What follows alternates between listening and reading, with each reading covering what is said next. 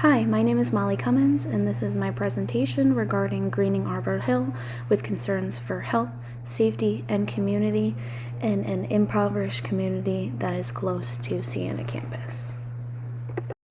Like I previously mentioned, my name is Molly Cummins, and I am a senior biology student at Siena College. I am from Troy, New York, which is not quite far from Arbor Hill, and I am representing the Arbor Hill Neighborhood Association located right here in Albany, New York. And the purpose of this series of projects is to rebuild the community, reconnecting the people with nature, making it feel more of a clean and safe space for all who live there. Alright, let's dive into what the ultimate vision for Arbor Hill is. The goal for Arbor Hill is to improve community health by promoting physical and mental well-being, by creating accessible green spaces and areas where nature has been restored. We also hope to reduce crime by transforming underutilized areas into safe, welcoming spaces that deter illegal activity, with the absolute biggest goal being strengthening community connections where we can foster a sense of pride, unity, and belonging through shared projects and engagements. The power of community is something that's going to be key for this project, as change is not something that can happen overnight.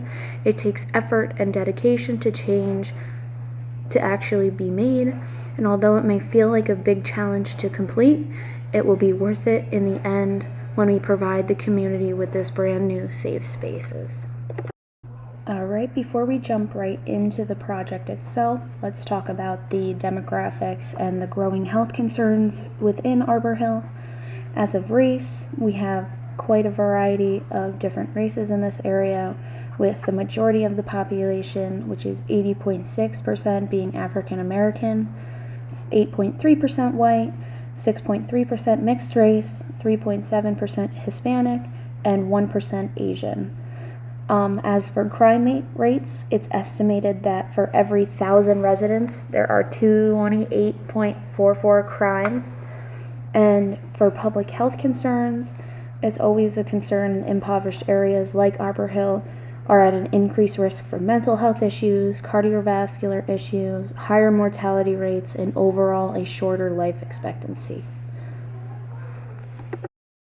It has been found through extensive research that there are many benefits of nature on public health, especially filling empty lots with trees and grasses rather than garbage and pavement can provide many benefits to the community, including by planting grass, it creates an area where people can hang out and children can play, making it much safer than if they were to play on the street.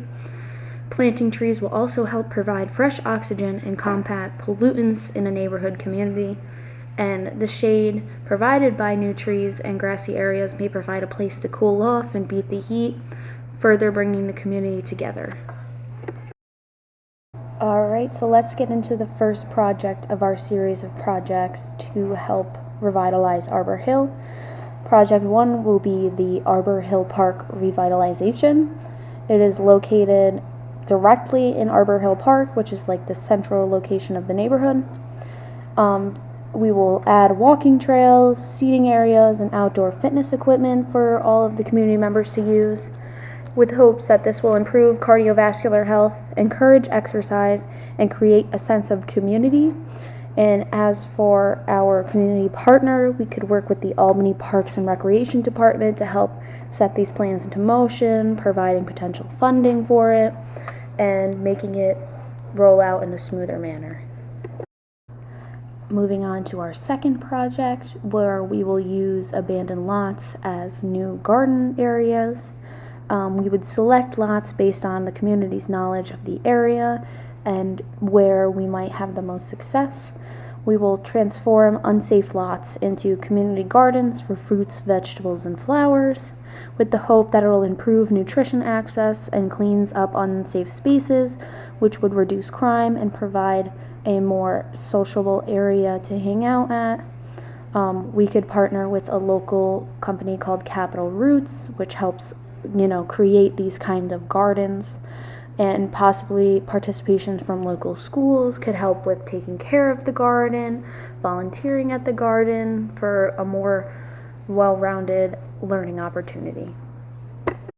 Alright, moving on to our third and final project in the series, where we could start a tree planting initiatives, where we could plant trees along the busiest streets, including 3rd Street, the Livingston area, and major walking routes of the community, where the plant shade will be able to improve air quality and reduce heat, and this will encourage the community to keep up the new trees in the area, with the overall goal of reducing air pollutants and creating safer walkable spaces. We could potentially partner with environmental nonprofits to be able to support some of the trees, or maybe donate the trees in hopes of brightening up the community. A big component to this plan will be how we communicate these ideas to the community, and how we will educate the community. We will do this through using flyers, social media updates, and holding workshops at local community centers. We could also do this in monthly newsletters or weekly updates via the social media, and as of why it works, accessible and regular updates builds trust and awareness involving the community, reducing the risk of community kickback if they are informed of anything along the way. I'd say the biggest key to success for this project is the involvement of the community. We want to make sure that they are a part of the processes and the decision making, so they do not feel like they are being left in the dark and are being forced to adopt these changes. So we can combat pushback by hosting community meetings for input and feedback. Showcasing successful greening projects from other neighborhoods would help. We could create volunteer opportunities for residents to feel like they have ownership in these projects, because the ultimate goal is we want to prevent community kickback, like what happened in Detroit, where citizens of Detroit were not informed of the changes happening in their community, so they were against the changes and fought them. It is only right that the residents of the community are kept informed when this is their home and we are the ones bringing change to it. Alright, to measure how successful our project will be, we can use this doing metrics and an evaluation on a timeline. We can measure the community participation by who volunteers or attends workshops. We could collect health data improvements through local health surveys to see how people are faring with the changes.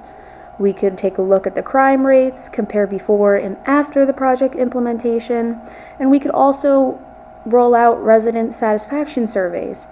Now, across the timeline, after the first year, we can track the progress of these changes and the initial impact they have on the community. And then on a second year, we could consider improvements on, feedback from the community, and we can use what we learn to either change or modify our projects so that it's still in the best interest of the community. Alright, thank you for listening to my presentation. I hope you will consider my improvement plan for Arbor Hill to make the community a safer and happier place to live for all. Thank you.